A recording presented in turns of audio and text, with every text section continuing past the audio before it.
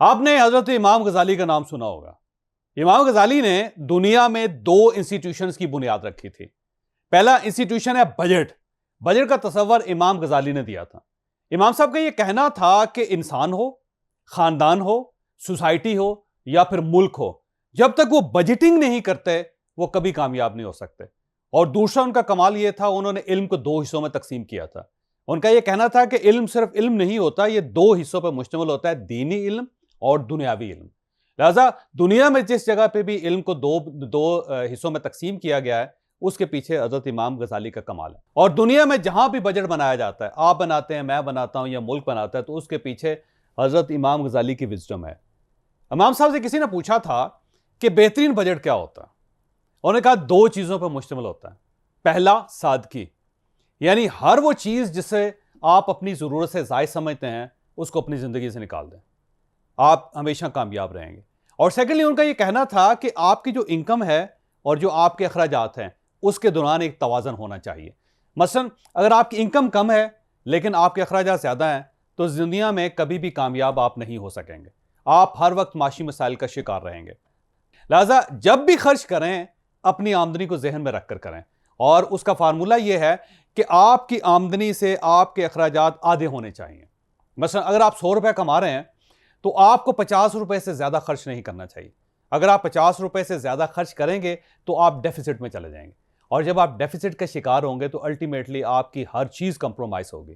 پھر آپ کا ڈیفنس بھی کمپرومائز ہوگا، پھر آپ کی ہیلتھ بھی کمپرومائز ہوگی، پھر آپ کی جو زندگی کی باقی ضروریات ہیں وہ بھی کمپرومائز ہوں گے۔ پھر آپ آٹا بھی کم استعمال کریں گے، گھی بھی کم استعمال کریں گے، پیٹرول بھی کم استعمال کریں گے، آپ کو ہر چیز کی راشننگ کرنا پڑے گی۔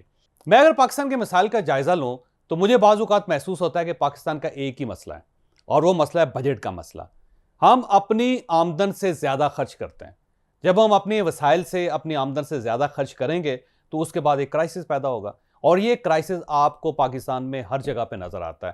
پاکستان ایک بار پھر بجٹ کے مراحل سے گزر رہا ہے۔ پاکستان میں بجٹ بن رہا ہے اور اس بجٹ کے بے شمار ویریئنٹ ابھی تک آپ کے سامنے آ چکے ہیں، لیکن ایک جو چیز ہے جس کا میں حوالہ دینا ضروری سمجھتا ہوں وہ آرمڈ فورسز کا بجٹ۔ آپ اگر پوری دنیا کو دیکھیں تو آپ یہ دیکھ کر حیران رہ جائیں گے کہ فوج، خواہ وہ انڈیا کے اندر ہو، امریکہ کے اندر ہو، یورپ کے اندر ہو، چائنا کے اندر ہو، ٹرکی کے اندر ہو، ایران کے اندر ہو، پاکستان کے اندر ہو، اس کا بجٹ ہمیشہ زیادہ ہوتا ہے۔ یعنی ہر سال جہاں پہ بھی بجٹ بنتا ہے تو ان کی افواج کا بجٹ میں اضافہ کیا جاتا ہے، اسے بڑھایا جاتا ہے۔ دنیا کا کوئی ایسا ملک نہیں ہے کہ جس میں افواج کا بجٹ کم کیا جاتا ہو، کیونکہ اس کی وجہ یہ ہے کہ ڈیفنس سب کچھ ہوتا ہے۔ اگر آپ کا ڈیفنس مضبوط ہے تو آپ سروائیو کریں گے، اگر آپ کا ڈیفنس مضبوط نہیں ہے تو آپ سروائیو نہیں کر سکیں گے۔ لیکن پاکستان آرمی واحد آرمی ہے دنیا میں، بڑی دلچسپ یہ حقیقت ہے کہ دنیا میں پاکستان آرمی واحد ایک انسٹیٹیوشن ہے کہ جس کے بجٹ میں اضافہ نہیں ہو رہا بلکہ اس کے بجٹ میں کمی ہو رہی ہے۔ پچھلے 2 سال میں ان کے بجٹ میں کسی قسم کا کوئی اضافہ نہیں کیا گیا۔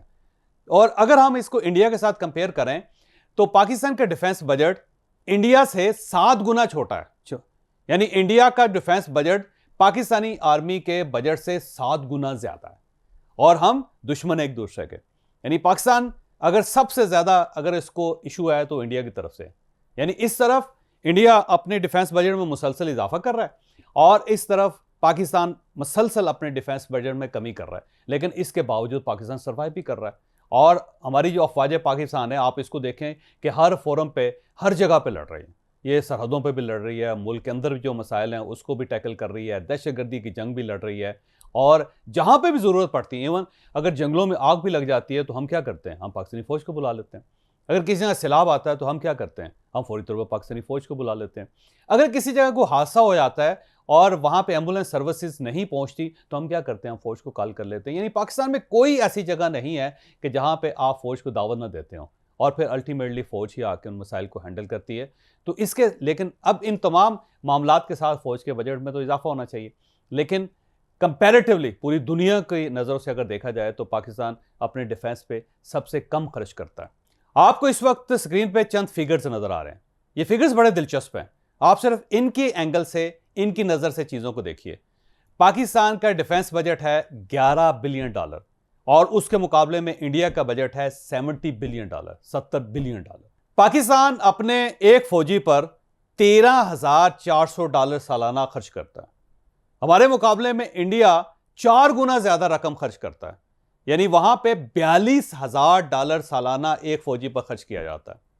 امریکہ کے اندر یہ فگرز اور بھی حیران کن ہے، ایک امریکی فوجی پر $3,92,000 سالانہ خرچ کیے جاتے ہیں۔ اب اگر ہم صرف انڈیا کے ساتھ کمپیئر کریں تو پاکستان کے ایک فوجی پر جتنے پیسے خرچ کیے جاتے ہیں، انڈیا اس سے 4 گنا زیادہ پیسے خرچ کر رہا ہے۔